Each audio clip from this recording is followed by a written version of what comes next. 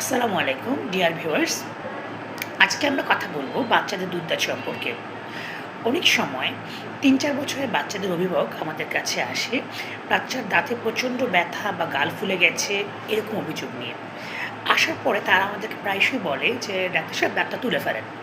কিন্তু আমরা তাদের এই প্রস্তাবে রাজি হই না বা এটাকে আমরা একটা ভুল চিকিৎসা মনে করি। কিন্তু কেন? কারণ প্রত্যেকটা দাঁত তোলার একটা নির্দিষ্ট বয়স আছে। এখন কেউ যদি সেই বয়স আসার আগেই কোনো বাচ্চার দুধ দাঁত তুলে ফেলে তাহলে কি হতে পারে? যেটা হতে পারে ওই দুধ দাঁতের আশেপাশে যে দাঁতগুলো আছে তারা ওই যে দাঁতটা ফালানো হয়েছে সেই স্পেসটাতে সরে আসবে। যার কারণে এই দাঁতটা আসার যখন বয়স হবে সে দেখবে যে তার জায়গাটা দখল হয়ে আছে। তখন বাকি ওই যে আসল দাঁতটা সে আঁকাবাঁকা হয়ে উঠবে বা সামনে পেছনে উঠবে। এখন এই কারণে আমরা ওই দাঁতটা তোলার জন্য একটা বয়স পর্যন্ত অপেক্ষা করি। সাধারণত আমাদের বাচ্চাদের সামনের দাঁতগুলো, দুধ দাঁতগুলো ৬ থেকে ৮ বছরে এবং পিছনের দাঁতগুলো ৯ থেকে ১২ বছরের মধ্যে পড়ে। সো একটা দাঁত তোলার জন্য ওই সময় পর্যন্ত অপেক্ষা করতে হবে।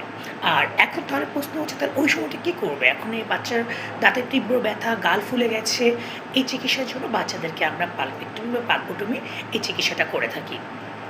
এখন তাহলে এটা প্রতিরোধ করার জন্য কী করবে?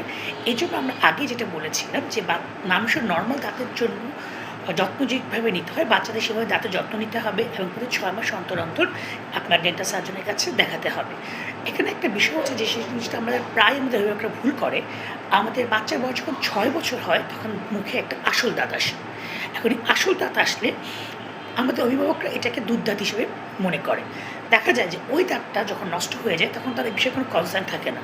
অনেক সময় দেখা যায় বাচ্চা বয়স যখন ৯-১০ বছর হচ্ছে তখন তারা ওই দাঁতটা নিয়ে আসতেছে, এসে বলতেছে, "স্যার এটা দুধদাঁত, এটা ফেলে দেন।" কিন্তু আমরা যখন দেখছি এটা একটা আসল দাঁত। এইজন্য এই দাঁত নিয়ে তারা খুব সমস্যায় ভোগে। তখন তাদের রুট ক্যানাল করতে হয় কিংবা অনেক সময় দেখা যায় যে ওই দাঁতটাকে রেস্টোরেশনের পর্যায়ে থাকে না, আমাদের ফেলেও দেওয়া লাগে, এমন পর্যায়েও হয়। সো আমাদের এই দুধ দাঁত সম্পর্কে অনেক বেশি সচেতন থাকতে হবে। বাচ্চার দাঁত তার বয়স হওয়ার পরে যেন ফেলানো যায়, তার আগে তার যত্ন নিতে হবে এবং এবং ঠিকমতো পরিচর্যা করতে হবে এবং যথাসময়ে যে ট্রিটমেন্ট দরকার সেই ট্রিটমেন্টটা নিতে হবে। আশা করি সবাই বাচ্চাদের দাঁতের চিকিৎসায় আরও বেশি যত্নবান হবেন। সবাইকে ভালো থাকবেন। আসসালামু আলাইকুম।